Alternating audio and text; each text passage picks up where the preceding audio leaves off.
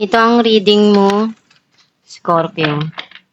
Welcome back to our channel. Naway nasa mabuti kayong kalagayan while watching the channel.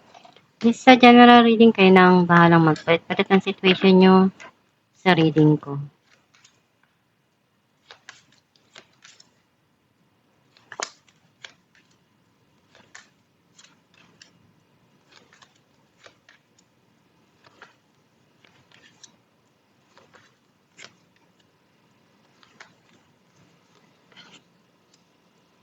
At the bottom of the deck, Two of Cups. I feel like ang nasisense ko na energy mo, andun yung pinupunuan mo yung pagmamahal na kailangan mo para sa sarili mo at dun sa taong mahal mo. Andun din yung iniisip mo na magkaroon ng taong magpupuno dun sa kakulangan mo or may tao kang minamahal na binabalak mong mag-propose or magkaroon ng engagement doon. Ang mensahe ng card mo, nakikita ko na marami kang pagsubok na pinagdaanan at na-overcome mo yon. Some of you may darating dito na pagdadaanan mo na crossroad para sa'yo and kailangan mong buksan yung iyong mga mata para makita mo kung ano yung tamang desisyon or path para sa'yo dun sa mga darating sa'yo.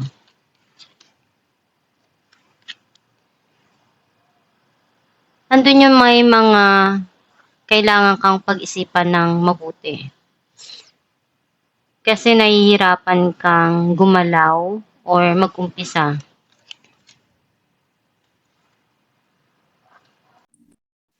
Marami kang pinagdaanan na experience mo, na hirap at pagsubok sa buhay.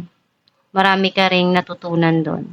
At the same time, pwede mong magamit yung lesson na yon sa mga darating na sitwasyon or pagsubok mo sa buhay.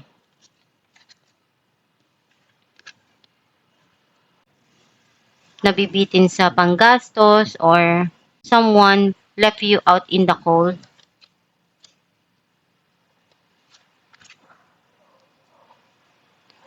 May blessing dito na darating or ikaw yung magbibigay ng tulong. Some of you, minamanifest mo yung financial blessing na ma-receive mo.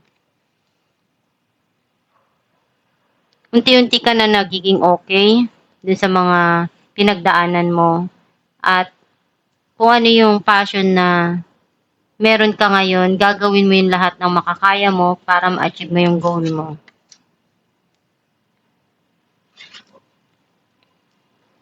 Andun yung may mga tinitingnan ka pa na gusto mong ma-achieve sa buhay at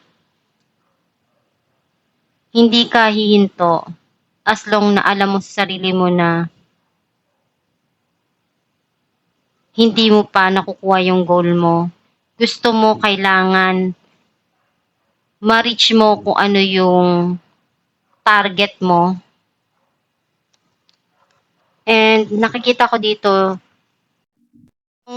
dalawang ito, isang confident at isang charming na tao.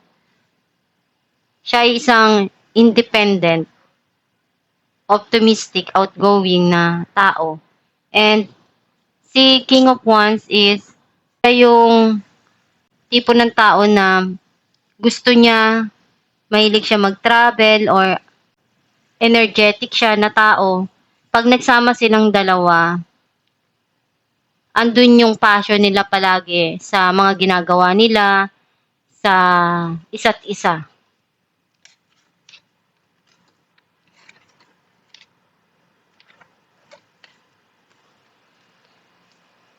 May gusto kang sabihin, linawin doon sa mga nangyari. Some of you, may tao na gustong kumausap sa'yo. At ipaalam ko ano yung totoong side ng story. Clarify natin ang Two of Swords. Ace of Pentacles and King of Pentacles.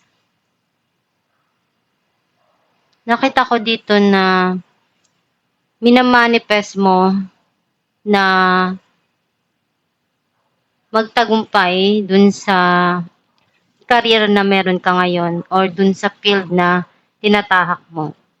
And alam mo sa sarili mo kung paano mo ma-overcome yung mga pagsubok na pinagdadaanan mo. And andun yung gusto mong makuha yung goal na pinapangarap mo. Harapin natin the Chariot,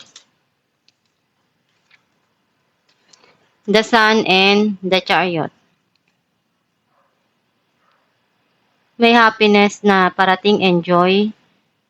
Marami kang natutunan sa mga pinagdaanan mo, pero andun yung alam mong malalagpasan mo yun dahil masaya ka sa kung ano yung mga lesson na natutunan mo doon at alam mo sa sarili mo na magagamit mo rin yung pagdating ng panahon.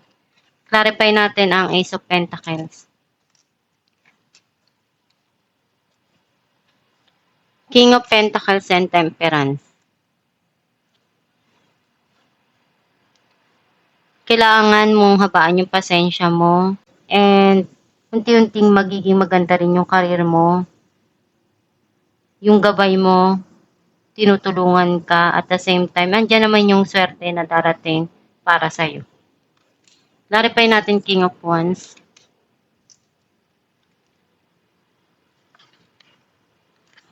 Eight of Swords and Ace of Wands. Nakikita ko na may mga gumugulo sa kanyang isipan. Hindi niya makalimutan yung mga nangyari na pwedeng very fiery yung moment na yon at hindi yun maialis niya sa kanyang isipan. Some of you, meron ka ditong sisimulan na gusto mong i-grab pero nahihirapan ka dahil meron gumugulo sa isipan mo na tinatry mong ialis yun dahil may mga pangarap ka pa na gusto mong gawin. Clarify natin ang The Hangman.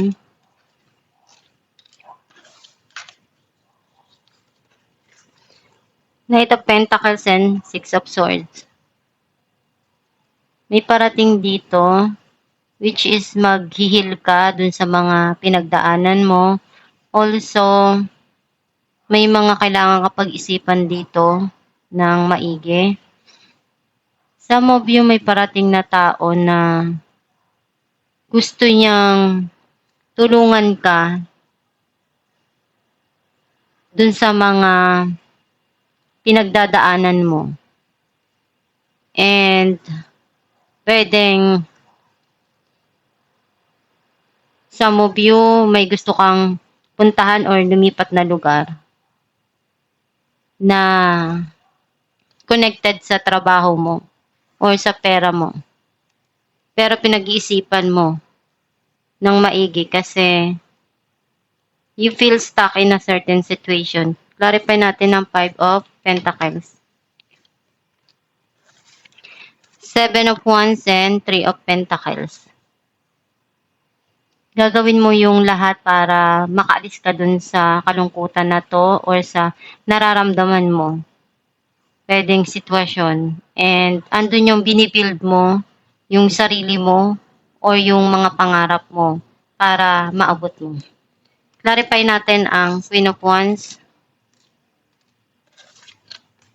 Eight of Pentacles and the Sun. Gagawin mo yung pagsusumikap na kaya mo. Andun yung sobrang busy mo and kung ano yung makakaya mo, hindi ka hihinto. As long na alam mong sa sarili mo na masaya ka dun sa ginagawa mo. Clarify natin ang Knight of Swords.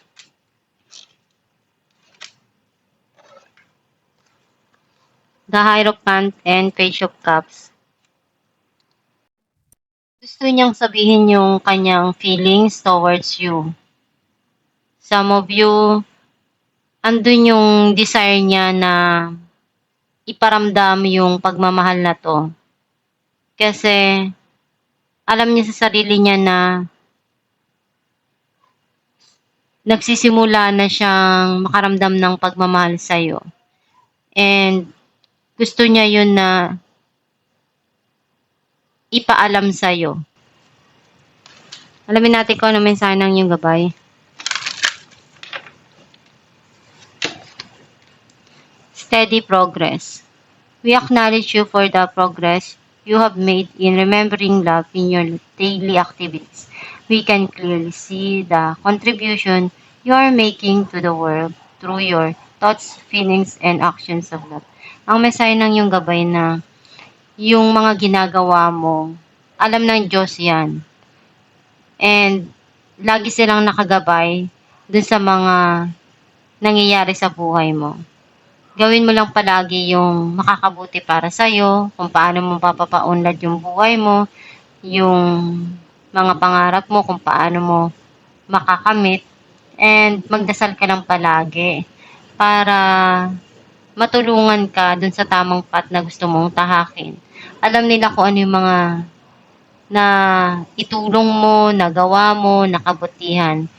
And kung ano yung mga pangarap mo, ibigay mo lang yung best mo palagi para ma-achieve mo yung goal na gusto mo sa buhay.